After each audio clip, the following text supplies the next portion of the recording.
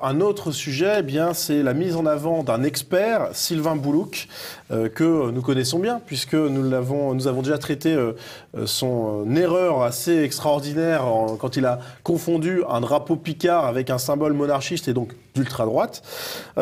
Pour lui, en tout cas, ce sont ses mots, ce ne sont pas les miens.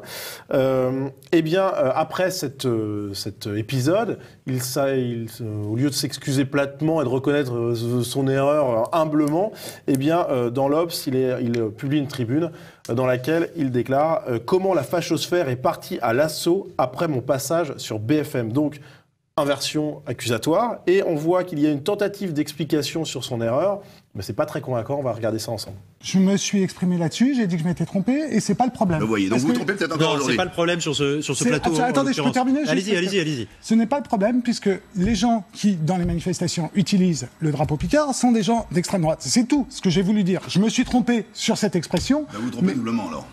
Qu'est-ce que vous voulez dire ça? Attendez, on va pas faire le débat sur le drapeau Picard. Jean-Jacques Bridet, vous répondez à Jean-Lin Lagapelle. C'est pas le débat. Vous avez aucun argument. C'est quand même une conception très extensive de l'extrême droite. Hein. Vous défilez avec le drapeau de votre région, ce qui est une manière de marquer votre attachement territorial et d'où vous venez. C'est assez normal. Dans les manifestations, ce qui est assez amusant, c'est que dans les manifestations, quelles qu'elles soient, il y a souvent l'origine du département, de la région.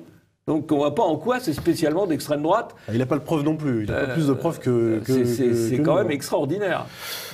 Donc, et ce qui est aussi extraordinaire, eh bien, c'est une tribune qu'il publie à nouveau dans l'Obs. De Le Pen à Ruffin en passant par Chouard, le RIC, référendum d'initiative citoyenne, ou la confusion des genres. Alors, dans cet article, dans cette tribune, eh bien, il écrit « Le référendum est une tradition ancrée dans la droite autoritaire ». Donc, c'est assez étonnant. Il procède également bien au reductio ad Chouardum, en déclarant que le RIC a été théorisé par Étienne Chouard. Et puis il commet complètement une fake news, tout simplement, en déclarant que la question du RIC est devenue, par une étrange ironie calendaire quasiment virale à partir du 2 décembre, date du coup d'État de Louis-Napoléon Bonaparte. Donc c'est une tentative d'amalgamer coup d'État et RIC. Sauf que, eh bien, un tweetos, Philippe Lemoine, a démontré que la viralité de ce terme est apparue bien après le 2 décembre et donc que c'est une fake news totale. Et en plus, ce qui est intéressant, c'est que malgré toutes ces erreurs et tous ces problèmes avec la réalité, ou en tout cas avec le factuel, eh bien, il a toujours la parole, on va le voir sur CNews. Alors, le plus étonnant, c'est qu'il continue à raconter des absurdités et qu'il est même repris par un présentateur. On va le voir tout de suite. Il n'y a personne. Si vous regardez bien cette manifestation, c'est à peine un rassemblement. Il y a quelques dizaines de personnes. C'est pas une manifestation. 23 300 manifestants en France, selon le ministère de l'Intérieur, sur l'ensemble du territoire. Sur l'ensemble du territoire. Là, à Paris, il n'y a absolument personne. Non. Plus, hein. 2000 personnes. Personne à Paris. Il y a de plus en plus de monde sur les Champs-Élysées. La rue Vignon a été bloquée pendant 5 heures. Ils se sont dirigés vers l'Opéra. Ils étaient à Montmartre. Ne dites pas qu'il n'y a personne à Paris. Objectivement, il y avait du monde aujourd'hui à Paris.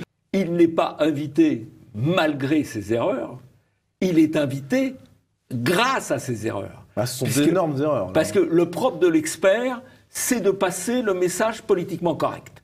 Donc lui, il est là pour passer le message que les gilets jaunes, ils s'effilochent, ils sont de moins en moins nombreux, et ils sont d'extrême droite, et que le référendum d'initiative populaire, c'est bonapartiste ou droite autoritaire. Voilà. Il est là pour passer un message idéologique complètement déconnecté de la réalité, complètement déconnecté de la vérité historique, mais il est là pour ça. Et il le fait du haut de son statut d'expert, je sais pas, il est sous-prof quelque part, mais voilà, c'est ça le rôle de l'expert, c'est faire passer la doxa. Ce qui est étonnant, c'est qu'il est vraiment réinvité par tous les médias, alors même qu'il cumule précisément pour ça. C'est vrai, mais ça reste quand même tellement gros que ça en devient Quand vous voyez expert, méfiez-vous.